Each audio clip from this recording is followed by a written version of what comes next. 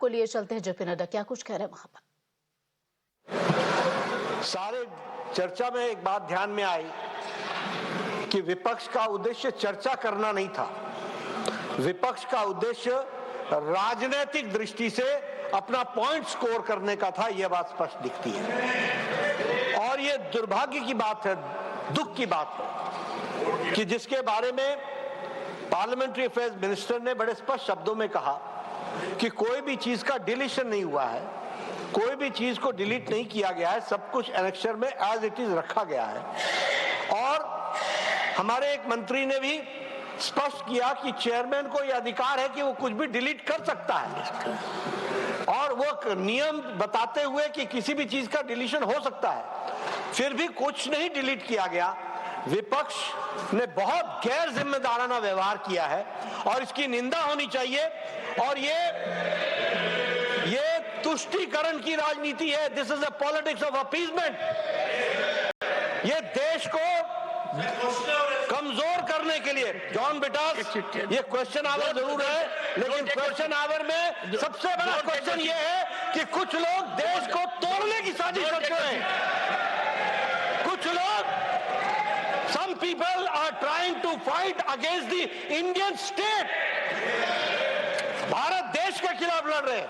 इसलिए यह विपक्ष की आज का वॉकआउट होना, ये ऑन रिकॉर्ड आना चाहिए कि ये देशद्रोही गतिविधियों को प्रोत्साहन देने का एक माध्यम है और उसका एक्सप्रेशन है। और कांग्रेस पार्टी और विपक्ष आज देश के जो लोग खंडित करना चाहते हैं, देश को कमजोर करना चाहते हैं, उनके हाथ मजबूत करने का काम कर रही है, तो विपक्ष कर रही है। माननीय सदस्यगण, एक second, I will call you. माननीय सदस्यगण, जब भी देश में कोई बड़ा बदलाव आता है और बदलाव जनता चाहती है और एक समस्या का समाधान चाहती है, तो इस प्रकार का घटनाक्रम देखने को मिलता है। मैं साक्षी हूं, मैं 9th लोकसभा का सदस्य था। सामाजिक न्याय का एक बहुत बड़ा बदलाव आया और बदलाव आया मंडल कमीशन की रिपोर्ट को एक तरीके से लागू किया गया। उपद्रव हुए, आश्रम चौक के ऊपर हुआ और समय कितना बदला कि उससे ज्यादा आंदोलन है कि हमें इसका लाभ मिलना चाहिए। उस समय विरोध था, वो विरोध आधारित नहीं हो पाया।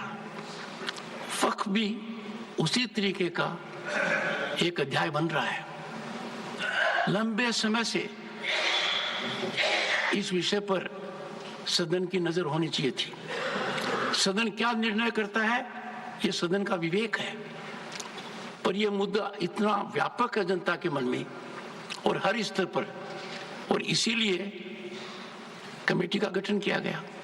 माननीय भूपेंद्र यादव ने तार्किक बात कही कि जिस तरीके से मुझे अधिकार है, इस कुर्सी पर बैठने वाले को अधिकार है, लोकसभा के अध्यक्ष को है, कि कोई बात ऐसी कही जाए जो रिकॉर्ड में नहीं आनी चाहिए। वही अधिकार और उसी की ओर आपने संकेत दिया था। तो राज्यसभा में भारी हंगामा हो रहा है। इस बीच आपको बता दें किस तरीके से इससे पहले लोकसभा में भी भारी हंगामे के बीच सदन को स्थगित करना पड़ा था दोपहर 2 बजे तक के लिए।